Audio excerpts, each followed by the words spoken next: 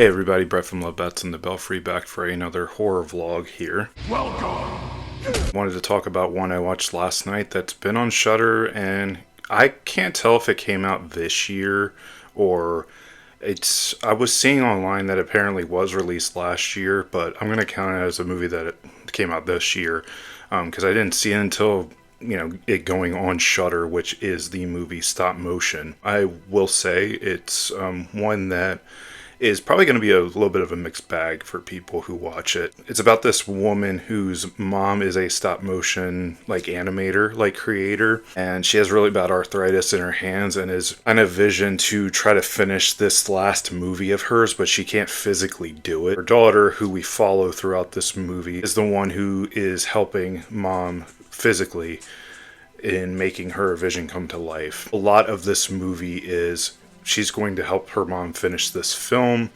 This isn't really much of a spoiler, but basically she falls into a coma out of nowhere. Most of our main character that we follow is trying to finish the movie, but kind of has other intentions. And so with this movie going forward, she starts to lose her mind a little bit, and therefore we have our movie and kind of going into just a total nightmare dreamscape type scenario and type of movie. This movie is kind of a mixed bag for me. I think there are some cool things. I definitely took a lot of messages and themes away from this movie for, a horror film. I feel like I've just been watching a lot of straightforward horror recently, mostly of the slasher genre.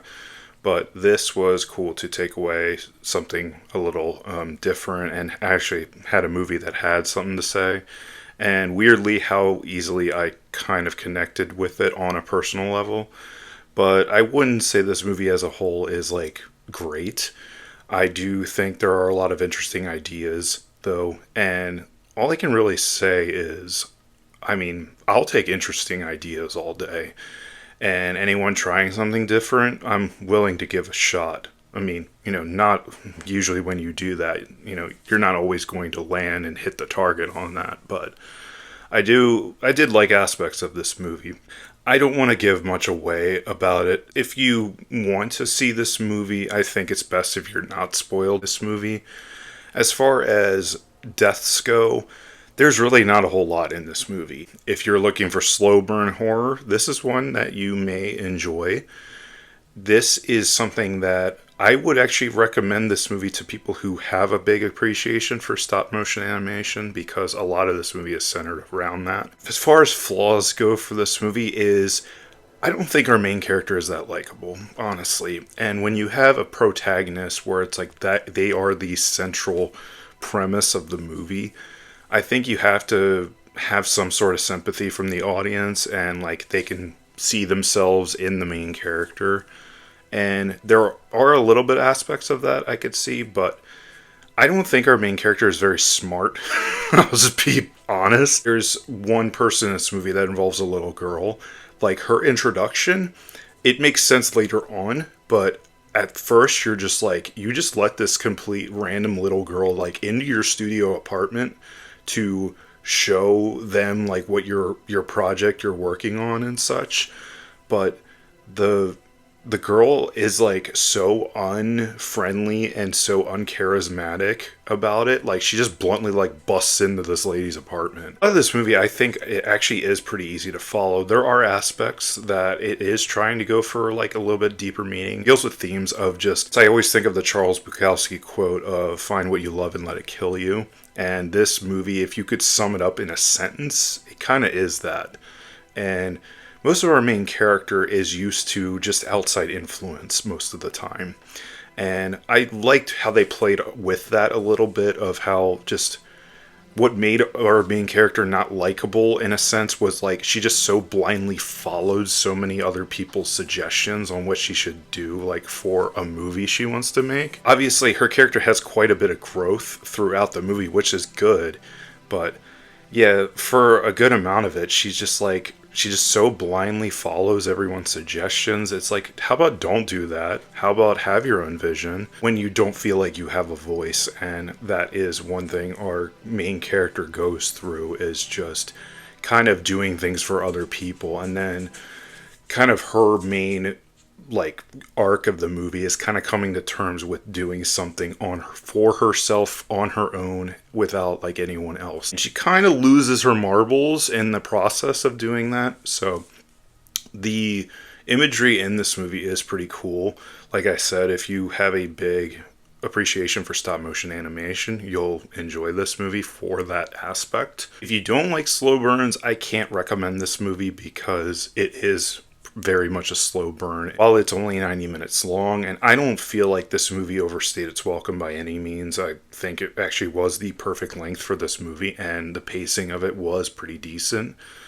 Other people may disagree with that, but I like the slow burn aspect of this movie. I think some people who are film buffs might watch this movie and think it's like so spelled out for them. At least for me, I wouldn't say it was spelled out, but it was really easy for me to follow. Anyone who has a creative mind may connect a little bit with this movie, and that definitely was the case for me, especially when it comes to if you're a creator or you have a creative mind, you're an artist, and whether you make music or such, it definitely has that way of connecting with you, of just how everyone claims like, oh, you should do this, you should do this, but if you just stick to your guns, it's like it's not for them. They really don't care about it, so why are you taking influence from somebody else? There's so many obstacles that you'll overcome of trying to kind of have a creation of yours and it be really yours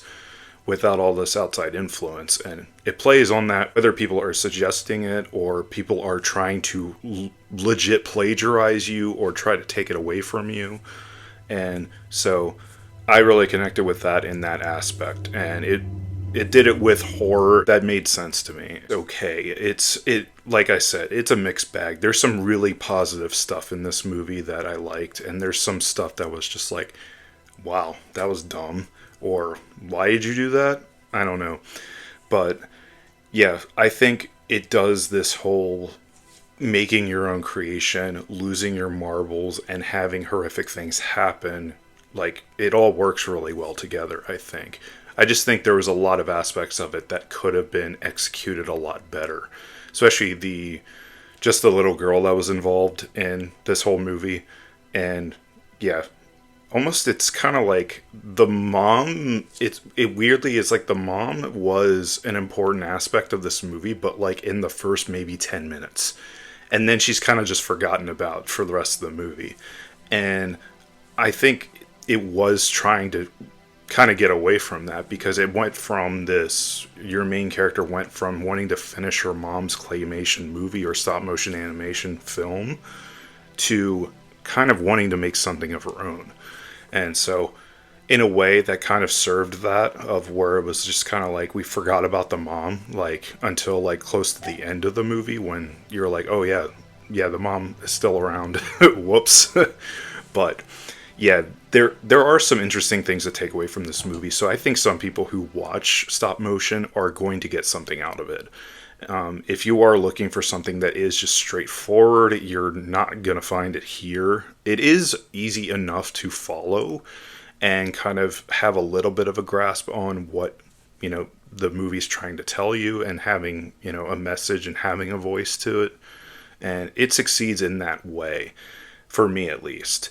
But those who are looking for something that's just like a thrill ride or very suspenseful, there are horrific moments towards the end of the film, but most people won't find that enough for them. For me, I enjoyed that aspect of it, so I'm going to take it with a grain of salt, but I would recommend it to those who want more from their horror movies.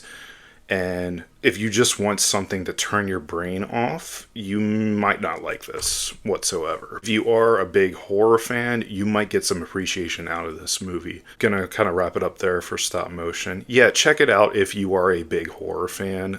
You'll get some enjoyment out of this, I'm sure.